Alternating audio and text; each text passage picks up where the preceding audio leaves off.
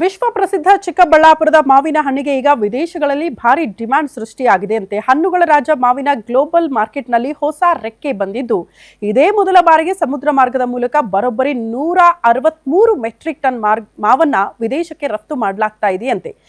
ಏನಿದು ಚಿಕ್ಕಬಳ್ಳಾಪುರದ ಮಾವಿನ ಕಮಾಲ್? ಆ ಕುರಿತ ಒಂದು ರಿಪೋರ್ಟ್ ಇದೆ, ಬನ್ನಿ ನೋಡ್ಕೊಂಡು ಬರೋಣ.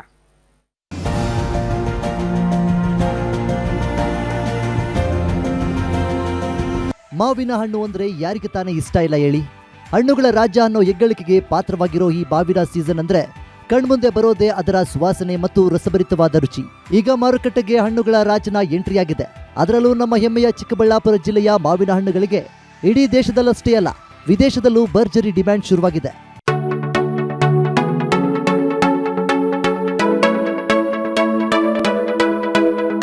ಚಿಕ್ಕಬಳ್ಳಾಪುರದ ಮಣ್ಣಿನ ಗುಣ ಹಾಗೂ ಇಲ್ಲಿನ ಹವಾಮಾನದಿಂದಾಗಿ ಇಲ್ಲಿ ಬೆಳೆಯುವ ಮಾವಿಗೆ ಒಂದು ವಿಶಿಷ್ಟವಾದ ರುಚಿ ಮತ್ತು ಬಣ್ಣವಿದೆ.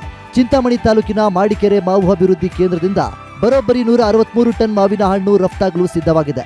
ವಿಶೇಷ ಅಂದ್ರೆ ಈ ಹಿಂದೆ ಕೇವಲ ವಿಮಾನಗಳ ಮೂಲಕ ಮಾತ್ರ ಮಾವನ್ನ ಕಳುಹಿಸಲಾಗ್ತಾ ಇತ್ತು. ಆದರೆ ವೆಚ್ಚ ಸಾರಿಗೆ ದುಬಾರಿಯಾಗುತ್ತಿದ್ದ ಹಿನ್ನೆಲೆ ಇದೀಗ ಇತಿಹಾಸದಲ್ಲೇ ಮೊಟ್ಟ ಮೊದಲ ಬಾರಿಗೆ ಕಡಲ ದಾರಿಯ ಮೂಲಕ ಮಾವನ್ನು ರವಾನಿಸಲಾಗುತ್ತಿದೆ.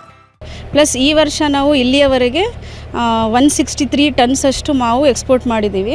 ಅದರಲ್ಲಿ ಮೇಜರಾಗಿ USA ರಫ್ತಾಗಿರುತ್ತದೆ. ಈ ರಫ್ತು ಮಾಡುವ ಮಾವುಗಳಿಗೆ ನಾವು ಹಾಟ್ ವಾಟರ್ ಟ್ರೀಟ್ಮೆಂಟ್ ಅನ್ನುವಂಥ ಪದ್ಧತಿಯನ್ನು ಅನುಸರಿಸಿ ಟ್ರೀಟ್ಮೆಂಟ್ ಮಾಡುವ ಮೂಲಕ USA ಮಾತ್ರ ನಾವು ಇರಾಡಿಯೇಷನ್ ಒಂದು ಅಡಿಷನಲ್ ಟ್ರೀಟ್ಮೆಂಟ್ ಕೊಡ್ತೀವಿ. ಇನ್ನು ಅದರ್ EU ಕಂಟ್ರೀಸ್ಗೆ ಬರೀ ಹಾಟ್ ವಾಟರ್ ಟ್ರೀಟ್ಮೆಂಟ್ ಮಾಡಿ ರಫ್ತು ಮಾಡುವಂಥ ಪದ್ಧತಿಯನ್ನು ಅನುಸರಿಸ್ತಾ ಇದ್ದೀವಿ. ಇನ್ನು ಹಡಗಿನಲ್ಲಿ ದಿನಗಟ್ಟಲೆ ಪ್ರಯಾಣಿಸಿದ್ರೂ ಮಾವಿನ ಹಣ್ಣು ಕೆಡದಂತೆ ಇರಲು ಅತ್ಯಾಧುನಿಕ ತಂತ್ರಜ್ಞಾನ ಬಳಸಲಾಗಿದೆ. ಲಕ್ನೋದಿಂದ ವಿಶೇಷವಾದ ಫ್ರೂಟ್ ಬೇಸ್ ಕೆಮಿಕಲ್ ತರಿಸಿ ಮಾವಿನ ಹಣ್ಣಿನ ಬಿಸಿ ನೀರಿನ ಸಂಸ್ಕರಣೆ ನೀಡಲಾಗಿದೆ.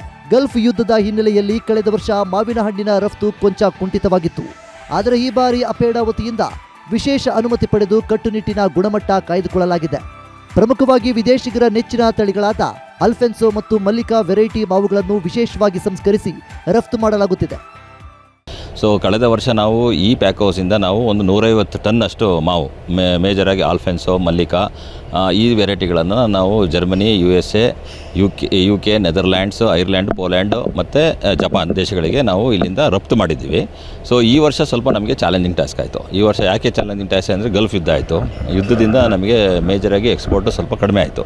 ಆದರೂ ಸಹ ನಾವು ಈಗ pack house 1 and pack house 2 ಇಂದ ನಾವೀಗ ಆಲ್ರೆಡಿ 100 ಟನ್ ಅಷ್ಟು ಮಾವನ್ನ ಸೇಮ್ ಯುರೋಪ್ ಕಂಟ್ರೀಸ್ಗೆ ನಾವು ಕಳಿಸಿದ್ದೀವಿ. ಸಿಂಗಾಪುರ, ಯುರೋಪ್ ರಾಷ್ಟ್ರಗಳಾದ UK, USA, ನೆದರ್ಲ್ಯಾಂಡ್ ಹಾಗೂ ಜರ್ಮನಿ ದೇಶಗಳಿಗೂ ಚಿಕ್ಕಬಳ್ಳಾಪುರದ ಮಾವು ರಫ್ತಾಗ್ತಾ ಇದೆ. ಇದರಿಂದ ಮುಂದಿನ ದಿನಗಳಲ್ಲಿ ನಮ್ಮ ಹೆಮ್ಮೆಯ ಗಡಿನಾಡಿನ ರೈತರಿಗೆ ಜಾಗತಿಕ ಮಟ್ಟದಲ್ಲಿ ಭಾರಿ ಲಾಭ ಸಿಗುವುದರಲ್ಲಿ ಯಾವುದೇ ಸಂಶಯವಿಲ್ಲ. Rajappa, guarantee news, Chikkaballapur.